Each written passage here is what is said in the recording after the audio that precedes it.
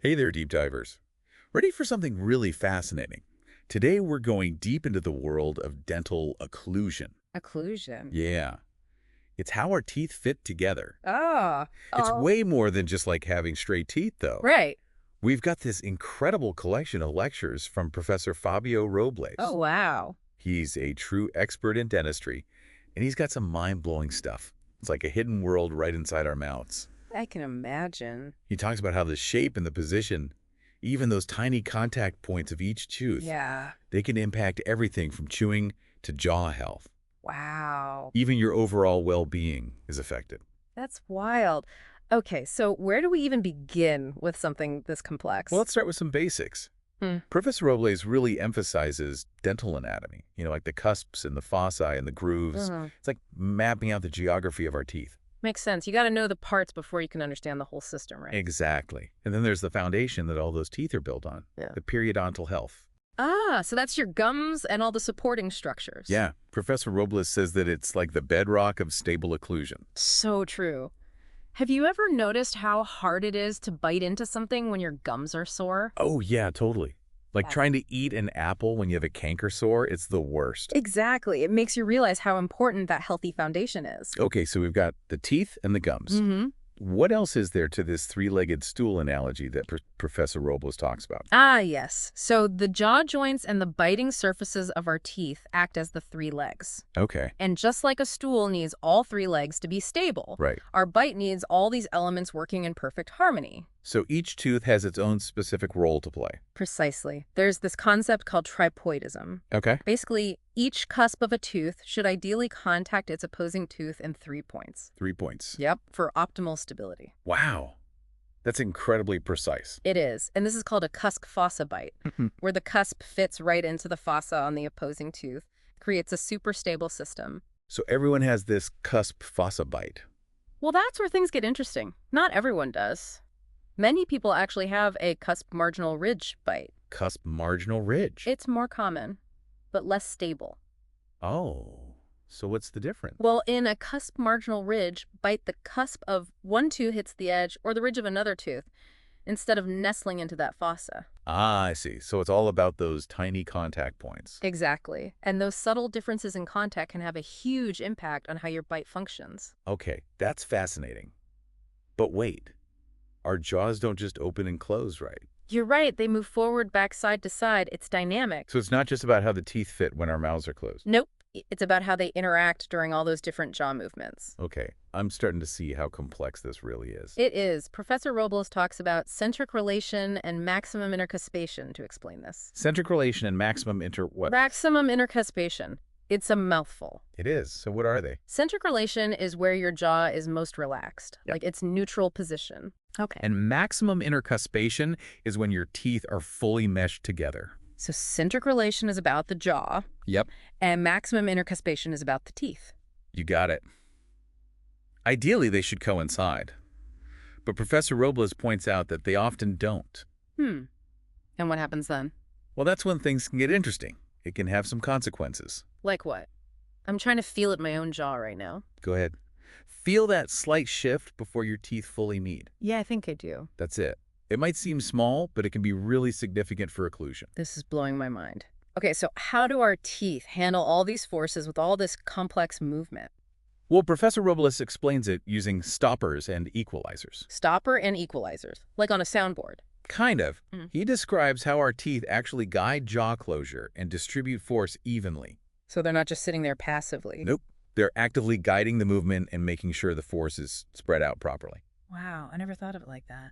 And when those forces aren't aligned properly, because of a misaligned bite, for example, Yeah. that's when problems can happen. Like what kinds of problems? Think TMJ disorders, excessive tooth wear, even headaches. Wait, my headaches could be because of my bite. It's definitely possible. Professor Robles talked about this patient whose uneven bite was causing their front teeth to separate. Wow, that's crazy. So what can you do about these problems? Well, that's where occlusal adjustment comes in. Okay. It's a process where dentists actually reshape the teeth to improve the stability of the bite. So they're fine-tuning the bite. Exactly.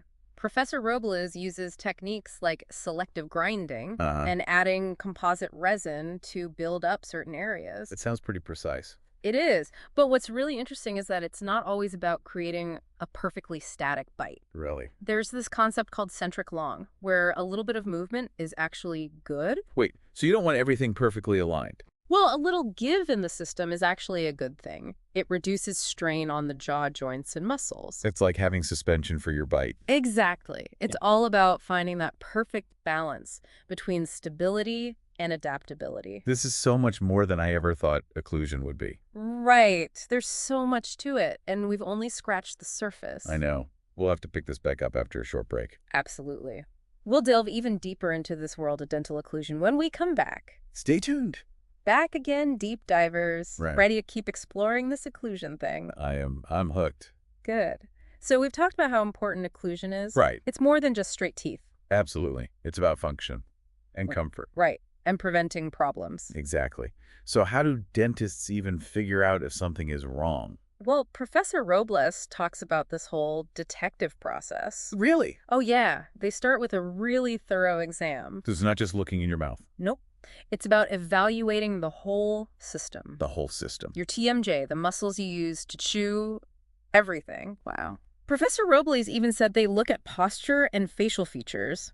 That's so holistic. Our bodies are amazing. They are. And to really see those tiny contact points, dentists use articulating paper. Remember that stuff. You bite down on it and it leaves these marks on your teeth. Yeah, like carbon paper. Exactly. It shows those high spots and interferences. And those are bad. They can throw off the balance of your bite. I see. So once the dentist finds those problem spots, what do they do? Well, there are a few techniques. Yeah. Selective grinding, for one. Grinding my teeth. Not quite. The dentist reshapes the biting surfaces. Oh, okay. It's super precise, you know. No sculpting. Exactly. And they might add composite resin to build up some areas, too. So they're reshaping and rebuilding. Exactly. It's all about getting those ideal contact points. This is fascinating. And Professor Robles really believes in patient education. Oh, good. You should understand why those adjustments are happening. Right. It's about your health. Exactly. Now, remember, centric relation and maximum intercuspation. Oh, yeah. The jaw's happy place versus where the teeth fit best. Right. Ideally, those should be the same. But they're often not. And that's when problems can come up. Problems like what? Like pain, discomfort, headaches. Oh, no. It puts strain on your jaw muscles and joints. Like your jaw's working overtime. Exactly. Yeah. And that leads to wear and tear on everything. The teeth, too. Everything. So how do you fix it? Yeah. What can you do? It depends on the issue. Okay. Sometimes minor adjustments are enough. Like what we talked about before. Yep. But sometimes you might need braces or even surgery. Wow. That sounds serious. It can be, but the goal is to get those two positions in alignment. Centric relation and maximum interwhatchamacallit. You got it. Professor Robles also talked about occlusal splints. Like night guards. Exactly. They help reposition the jaw and distribute forces more evenly. So your jaw can relax. Exactly. But not all splints are the same. Oh. You need the right type for your specific needs. So you need a good dentist who understands all this. Absolutely. Occlusion is complex. You need someone who knows what they're doing. I'm realizing that more and more. It's a whole world down there. But we'll pause here for a second. Okay. And then we'll wrap up this deep dive with some final thoughts on this incredible system. Okay. Sounds good. Okay, so we're back, and I'm still processing all this information about occlusion. It's a lot, right? It is. It's like this whole hidden world that we never really think about, but it's so important. Absolutely. Well said. So before we wrap up, what are the key takeaways for our listeners about occlusion and their own bite? Well, I think the biggest thing is being proactive. Proactive. Yeah. Like paying attention to any signs that something might be off. Like what kinds of signs? Jaw pain, Mm-hmm. clicking or popping in your jaw, headaches, Mm-hmm. even tooth sensitivity. Those are all bad. I mean, I get headaches sometimes. They can be. Mhm. It doesn't always mean something's wrong with your bite, Right. but it could be a sign of an underlying issue. So it's better to be safe than sorry. Exactly. Early intervention is key. And what about stress? Professor Robles mentioned that. Yeah, stress, clenching, grinding. All those habits can make things worse. Because they put extra strain on your jaw. Exactly. So finding healthy ways to manage stress is important. Not just for your mental health, but for your dental health, too. Precisely. And if you do clench or grind, a night guard can really help. So it protects your teeth. It does, and it gives your jaw muscles a break. Okay, so what's the bottom line here? What do you want our listeners to remember? Occlusion matters. A healthy bite is about more than just straight teeth. Right. It's about function and comfort. Exactly, and preventing problems. So we should all be paying attention to our bite. Yes. And if you have any concerns, talk to your dentist. They can help figure out what's going on. And come up with a plan to get you back on track. Great advice. So if you want to learn even more about this stuff, Yeah. be sure to check out the links to Professor Robles' lectures in our show notes. They're really fascinating. They are. Well, that wraps up our deep dive into the incredible world of dental occlusion. It's been a pleasure exploring this with you. Thanks for joining us, Deep Divers. Keep those bites healthy, and we'll see you next time.